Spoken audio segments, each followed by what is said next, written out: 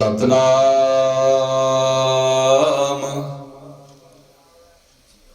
ਸਤਨਾਮ ਸਤਨਾਮ ਸੋਹੰਗ ਸਤਨਾਮ ਹਰਿ ਸੋ ਹੀਰਾ ਛੱਡ ਕੇ ਕਰਹਿ ਆਨ ਕੀ ਆਸ ਤੇ ਨਰ ਦੋਜਕ ਜਾਹਿੰਗੇ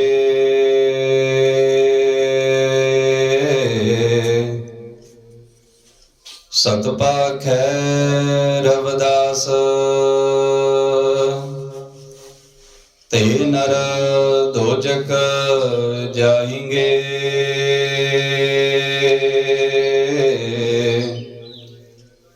ਸਤ ਪਾਖੈ ਰਵਿਦਾਸ।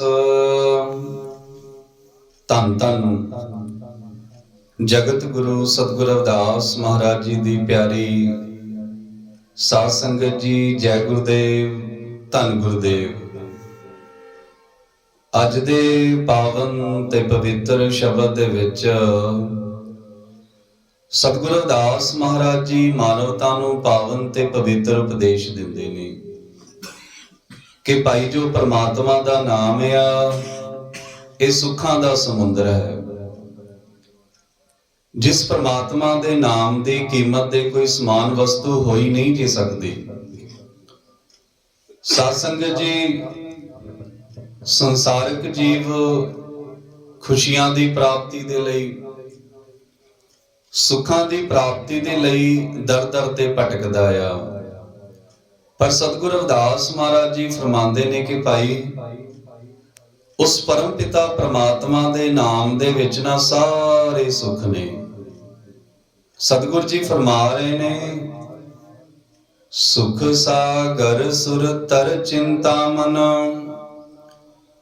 ਕਾਮ ਤੈਨ ਬਸ ਜਾਕੈ,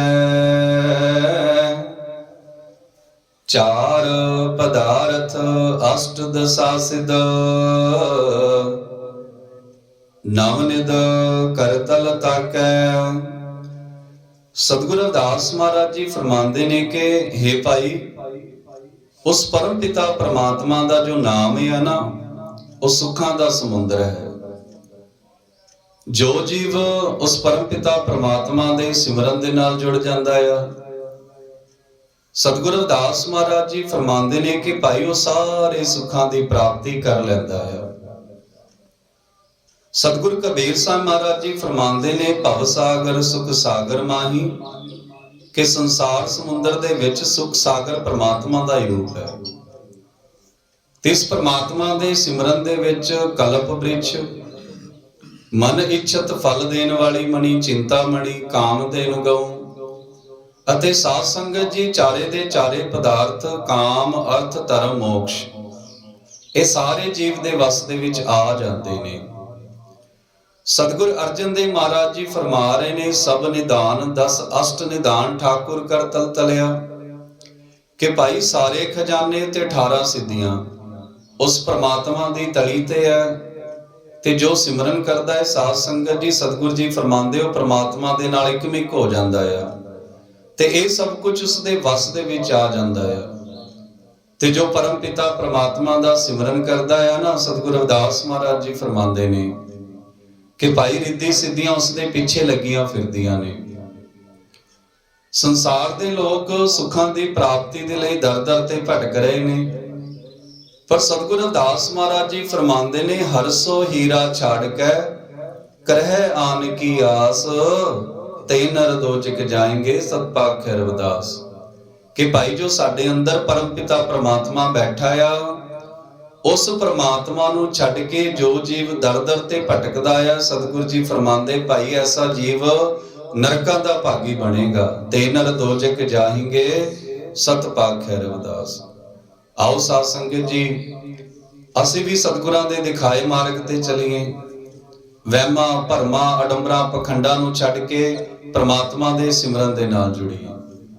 ਸਤਿਗੁਰਾਂ ਦਾ ਫਰਮਾਨ ਹੈ, ਐਸੀ ਭਗਤ ਨਾ ਹੋਈ ਰਹਿ ਭਾਈ, ਰਾਮ ਨਾਮ ਬਿਨ ਜੋ ਕੁਛ ਕਰੀਐ ਸੋ ਸਭ ਪਰਮ ਕਹਾਈ।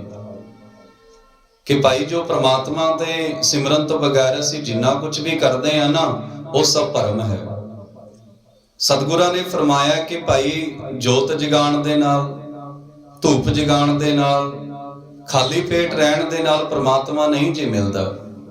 ਸਤਿਗੁਰ ਅਰਜਨ ਦੇਵ ਮਹਾਰਾਜ ਜੀ ਫਰਮਾਉਂਦੇ ਨੇ, ਪ੍ਰਭ ਕਾ ਸਿਮਰਨ ਸਭ ਤੇ ਉੱਚਾ, ਕਿ ਭਾਈ ਜੇ ਸਭ ਤੋਂ ਵੱਡਾ ਕੁਝ ਹੈ ਤਾਂ ਉਸ ਪਰਮ ਪਿਤਾ ਪ੍ਰਮਾਤਮਾ ਦਾ ਸਿਮਰਨ ਹੀ ਹੈ।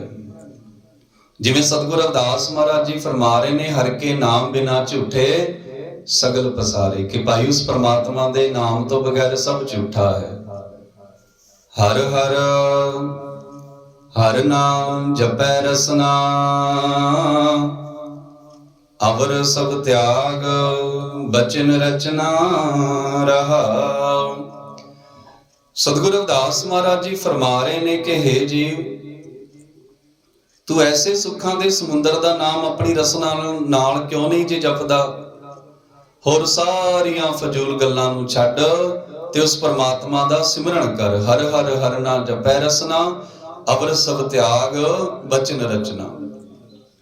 ਨਾਨਾ ਖਿਆਨ ਪੁਰਾਨ ਵੇਦ ਵਿਦਾ, 34 ਅੱਖਰ ਮਾਹੀ, ਬਿਆਸ ਵਿਚਾਰ ਕਿਹੋ ਪਰਮਾਰਥ, ਰਾਮ ਨਾਮ ਸਰਨਾਹੀ। ਸਤਿਗੁਰੂ ਰਵਿਦਾਸ ਮਹਾਰਾਜ ਜੀ ਫਰਮਾ ਰਹੇ ਨੇ ਕਿ ਭਾਈ ਅਨੇਕਾਂ ਪ੍ਰਕਾਰ ਦੇ ਪ੍ਰਸੰਗ, 18 ਪੁਰਾਣ ਤੇ 4 ਵੇਦਾਂ ਦੀਆਂ ਵਿਧੀਆਂ ਸਭ 34 ਅੱਖਰਾਂ ਦੇ ਵਿੱਚ ਲਿਖੇ ਗਏ ਨੇ। ਸਤਿਗੁਰੂ ਜੀ ਸਮਝਾ ਰਹੇ ਨੇ ਕਿ ਭਾਈ ਪੁਰਾਣਾਂ ਦੀ ਰਚਨਾ, ਹਿੰਦੂ ਧਰਮ ਦੇ ਵਿੱਚ ਪੁਰਾਣ ਲਿਖੇ ਗਏ ਨੇ, ਵੇਦ ਲਿਖੇ ਗਏ ਨੇ, ਇਹ ਸਭ ਦੇ ਸਭ 34 ਅੱਖਰਾਂ ਦੇ ਵਿੱਚ ਲਿਖੇ ਗਏ ਨੇ। ਨਾਨਾ ਖਿਆਨ ਪੁਰਾਨ ਵੇਦ ਵਿਦ, 34 ਅੱਖਰ ਮਾਹੀ। ਤੇ ਭਾਈ ਵੇਦਾਂ ਦੀ ਰਚਨਾ ਕਰਨ ਵਾਲੇ ਵੇਦ ਵਿਆਸ ਜੀ ਨੇ ਗ੍ਰੰਥਾਂ ਸ਼ਾਸਤਰਾਂ ਦਾ ਅਧਿਐਨ ਕਰਕੇ ਅੰਤ ਦੇ ਵਿੱਚ ਇਹੀ ਫਰਮਾਇਆ ਸੀ ਕਿ ਭਾਈ ਪ੍ਰਮਾਤਮਾ ਦੇ ਨਾਮ ਤੋਂ ਵੱਡਾ ਕੁਝ ਨਹੀਂ ਜੀ। ਸਾਧ ਸੰਗਤ ਜੀ, ਜਿਨ੍ਹਾਂ ਗ੍ਰੰਥਾਂ ਦੇ ਵਿੱਚ ਕਰਮ ਕਾਂਡਾਂ ਨੂੰ ਦੱਸਿਆ ਗਿਆ ਤੇ ਜੀਵ ਕਰਦੇ ਵੀ ਨੇ। ਸਤਿਗੁਰੂ ਰਵਿਦਾਸ ਮਹਾਰਾਜ ਜੀ ਫਰਮਾਉਂਦੇ ਨੇ ਕਿ ਭਾਈ ਜਿਸ ਮਹਾਪੁਰਖ ਨੇ, ਰਿਸ਼ੀ ਵੇਦ ਵਿਆਸ ਜੀ ਨੇ ਗ੍ਰੰਥਾਂ ਦੀ ਰਚਨਾ ਕੀਤੀ, ਉਸਨੇ ਅੰਤ ਦੇ ਵਿੱਚ ਇਹੀ ਸਿੱਟਾ ਕੱਢਿਆ ਕਿ ਪ੍ਰਮਾਤਮਾ ਦੇ ਨਾਮ ਤੋਂ ਵੱਡਾ ਕੁਝ ਨਹੀਂ ਜੇ। ਬਿਆਸ ਵਿਚਾਰ ਕੇ ਹੋ ਪਰਮਾਰਥ, ਰਾਮ ਨਾਮ ਸਰਨਾਹੀ। ਕਿ ਵੇਦਾਂ ਦੀ ਰਚਨਾ ਕਰਨ ਵਾਲੇ ਵੇਦ ਵਿਆਸ ਜੀ ਨੇ ਵੀ ਅੰਤ ਦੇ ਵਿੱਚ ਇਹੀ ਕਿਹਾ ਸੀ ਕਿ ਭਾਈ ਸਿਮਰਨ ਤੋਂ ਵੱਡਾ ਕੁਝ ਨਹੀਂ ਜੇ ਹੁੰਦਾ। ਤੇ ਸੰਸਾਰ ਦੇ ਵਿੱਚ ਰਾਮ ਨਾਮ ਦੇ ਨਾਮ ਨਾਲ ਤੁਲ ਕੋਈ ਵੀ ਵਸਤੂ ਨਹੀਂ ਹੈ। ਸਤਿਗੁਰ ਅਰਜਨ ਦੇਵ ਮਹਾਰਾਜ ਜੀ ਫਰਮਾਉਂਦੇ ਨੇ, ਬਹੁ ਸ਼ਾਸਤਰ ਬਹੁ ਸਿਮਰਤੀ, ਪੇਖੈ ਸਰਵਟ ਢੋਲ, ਪੂਜਸ ਨਾਹੀ ਹਰਿ ਹਰੈ, ਨਾਨਕ ਨਾਮ ਅਮੋਲ। ਕਿ ਭਾਈ ਬਹੁਤ ਸਾਰੇ ਸ਼ਾਸਤਰਾਂ, ਬਹੁਤ ਸਾਰੀ ਸਿਮਰਤੀਆਂ ਦੀ ਪੜਚੋਲ ਕੀਤੀ, ਪਰ ਪ੍ਰਮਾਤਮਾ ਦੇ ਸਿਮਰਨ ਦੇ ਬਰਾਬਰ ਕੋਈ ਵਸਤੂ ਨਹੀਂ ਜੇ। ਸਹਿਜ ਸਮਾਦ ਉਪਾਦ ਰਹਿਤ ਫੁਨ, ਬੜੈ ਭਾਗ ਲਿਵ ਲਾਗੀ। ਕਹਿ ਰਵਿਦਾਸ ਪ੍ਰਗਾਸ ਹਿਰਦੇ ਧਰ, ਜਨਮ ਮਰਨ ਪੈ ਪਾਗੀ। ਧੰਨ ਧੰਨ ਜਗਤ ਗੁਰੂ ਸਤਿਗੁਰੂ ਰਵਿਦਾਸ ਮਹਾਰਾਜ ਜੀ ਅੱਜ ਦੇ ਪਾਵਨ ਤੇ ਪਵਿੱਤਰ ਸ਼ਬਦ ਦੇ ਵਿੱਚ ਸਾਧ ਸੰਗਤ ਜੀ ਜੀਵਾਂ ਨੂੰ ਇਹੀ ਪਵਿੱਤਰ ਉਪਦੇਸ਼ ਦੇ ਰਹੇ ਨੇ ਕਿ ਭਾਈ ਉਸ ਪ੍ਰਮਾਤਮਾ ਦੇ ਨਾਮ ਦੇ ਵਿੱਚ ਨਿਰਵਿਕਲਪ ਸਮਾਧੀ ਵਿਸ਼ੇ ਵਿਕਾਰਾਂ ਰੂਪੀ ਉਪਾਧੀਆਂ ਤੋਂ ਰਹਿਤ ਹੋ ਕੇ ਲੱਗਦੀ ਹੈ। ਜਦੋਂ ਇਹ ਜੀਵ ਮੈਂ ਮੇਰੀ ਦੇ ਹੰਕਾਰ ਤੋਂ ਬਚ ਜਾਂਦਾ ਆ, ਜਦੋਂ ਇਹ ਜੀਵ ਨਸ਼ੇ ਤੋਂ ਦੂਰ ਰਹਿ ਕੇ ਉਸ ਪ੍ਰਮਾਤਮਾ ਦੀ ਭਜਨ ਬੰਦਗੀ ਕਰਦਾ ਹੈ, ਕਿਰਤ ਕਮਾਈਆਂ ਕਰਦਾ ਹੋਇਆ। ਸਾਧ ਸੰਗਤ ਜੀ, ਸਤਿਗੁਰਾਂ ਨੇ ਸਾਨੂੰ ਵਿਹਲੇ ਬੈਠ ਕੇ ਨਾਮ ਜਪਣ ਦਾ ਉਪਦੇਸ਼ ਨਹੀਂ ਜੇ ਦਿੱਤਾ। ਸਤਿਗੁਰਾਂ ਦਾ ਫਰਮਾਨ ਹੈ, ਜੀਬਾ ਸੋ ਓੰਕਾਰ ਜਪ, ਹੱਥਨ ਸੋ ਕਰਕਾਰ, ਰਾਮ ਮਿਲੇ ਘਰਾਏ ਕਰ, ਕਹਿ ਰਵਿਦਾਸ ਵਿਚਾਰ।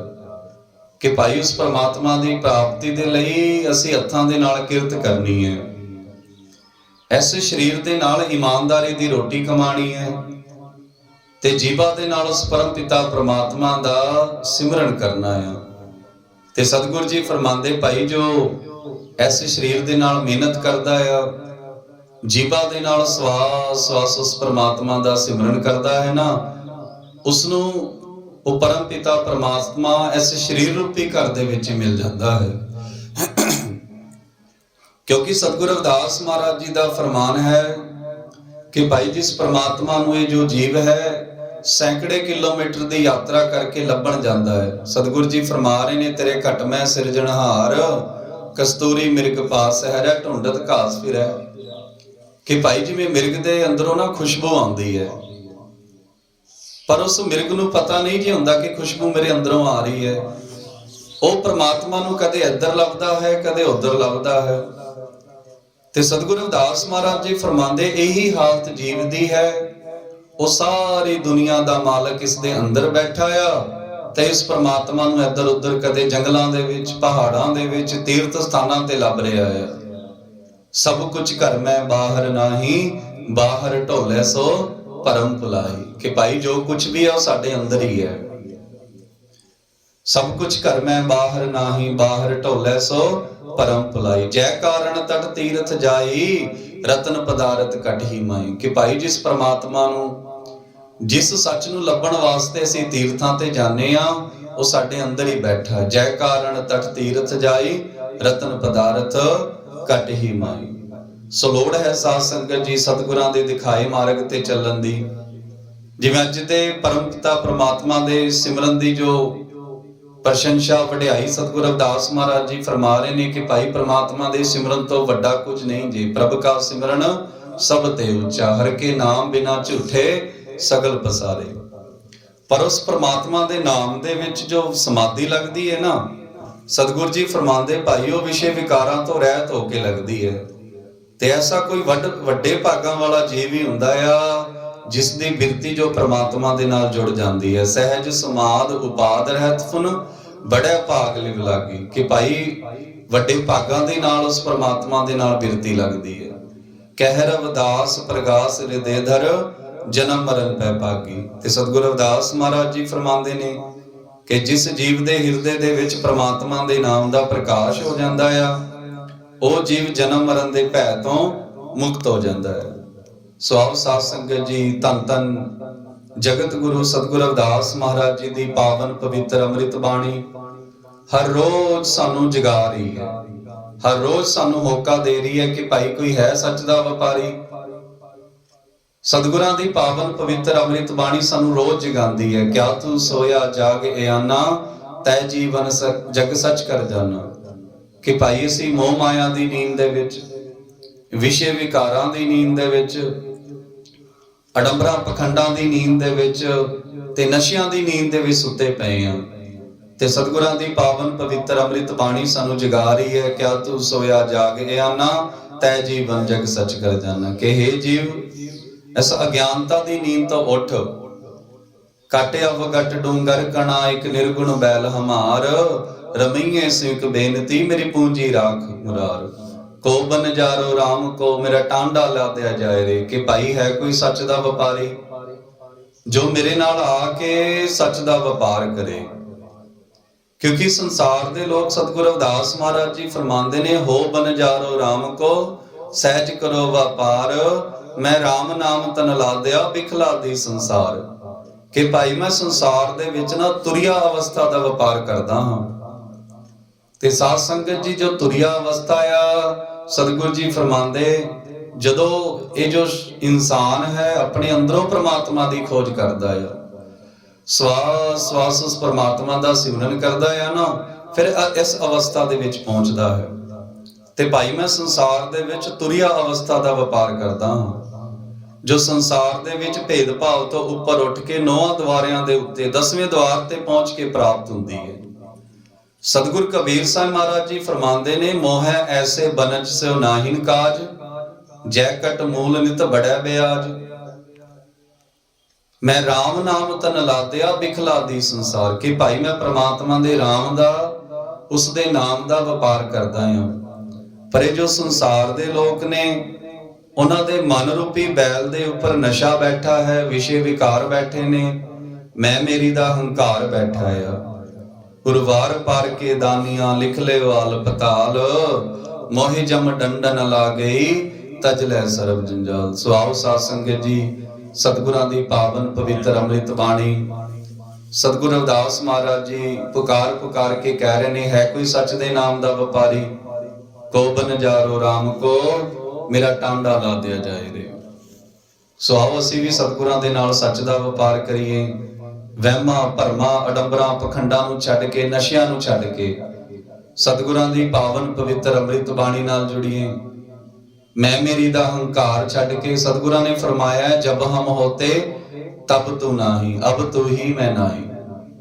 ਕਿ ਭਾਈ ਜਦੋਂ ਤੱਕ ਇਨਸਾਨ ਦੇ ਮਨ ਦੇ ਵਿੱਚ ਮੈਂ ਹੈ ਨਾ, ਸਾਨੂੰ ਸੱਚ ਦੀ ਪ੍ਰਾਪਤੀ ਹੋਈ ਨਹੀਂ ਜੇ ਸਕਦੀ। ਤੇ ਜਦੋਂ ਇਹ ਜੀਵ ਪਰਮ ਪਿਤਾ ਪ੍ਰਮਾਤਮਾ ਦਾ ਸਿਮਰਨ ਕਰਦਾ ਹੋਇਆ, ਕਿਰਤ ਕਮਾਈਆਂ ਕਰਦਾ ਹੋਇਆ, ਮੈਂ ਮੇਰੀ ਦੇ ਹੰਕਾਰ ਨੂੰ ਛੱਡ ਦਿੰਦਾ ਹੈ, ਸਤਿਗੁਰੂ ਜੀ ਫਰਮਾਉਂਦੇ ਨੇ, ਜਬ ਹਮ ਹੋਤੇ ਤਬ ਤੂੰ ਨਾਹੀ, ਅਬ ਤੂੰ ਹੀ ਮੈਂ ਨਾਹੀ। ਕਿ ਭਾਈ ਫਿਰ ਉਹ ਪ੍ਰਮਾਤਮਾ ਹੀ ਪ੍ਰਮਾਤਮਾ ਨਜ਼ਰ ਆਉਂਦਾ ਹੈ।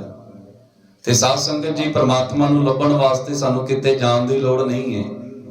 ਪਾਵਨ ਪਵਿੱਤਰ ਅੰਮ੍ਰਿਤ ਬਾਣੀ ਫਰਮਾ ਰਹੀ ਹੈ, ਜਿਵੇਂ ਸਤਿਗੁਰੂ ਨਾਮਦੇਵ ਮਹਾਰਾਜ ਜੀ ਨੇ ਫਰਮਾਇਆ ਸੀ, ਸਭ ਗੋਬਿੰਦ ਹੈ, ਸਭ ਗੋਬਿੰਦ ਹੈ, ਗੋਬਿੰਦ ਬਿਨ ਨਹੀਂ ਕੋਈ। ਕਿ ਭਾਈ ਇਸ ਸੰਸਾਰ ਦੇ ਵਿੱਚ ਕੋਈ ਵੀ ਐਸਾ ਜੀਵ ਨਹੀਂ ਹੈ ਜਿਸ ਦੇ ਵਿੱਚ ਪ੍ਰਮਾਤਮਾ ਦਾ ਵਾਸਾ ਨਾ ਹੋਵੇ। ਸਤਿਗੁਰਾਂ ਨੇ ਵੀ ਫਰਮਾਇਆ, ਸਭ ਮੇਂ ਹਰ ਹੈ, ਹਰ ਮੇਂ ਸਭ ਹੈ, ਹਰ ਪਨੋ ਜਿਨ ਜਾਨਾ। ਕਿ ਭਾਈ ਸੰਸਾਰ ਦੇ ਵਿੱਚ ਕੋਈ ਐਸਾ ਜੀਵ ਨਹੀਂ ਹੈ ਜਿਸ ਦੇ ਵਿੱਚ ਪ੍ਰਮਾਤਮਾ ਦਾ ਵਾਸਾ ਨਾ ਹੋਵੇ। ਹਰ ਜੀਵ ਦੇ ਵਿੱਚ ਉਸ ਪਰਮ ਪਿਤਾ ਪ੍ਰਮਾਤਮਾ ਦੀ ਜੋਤ ਹੈ।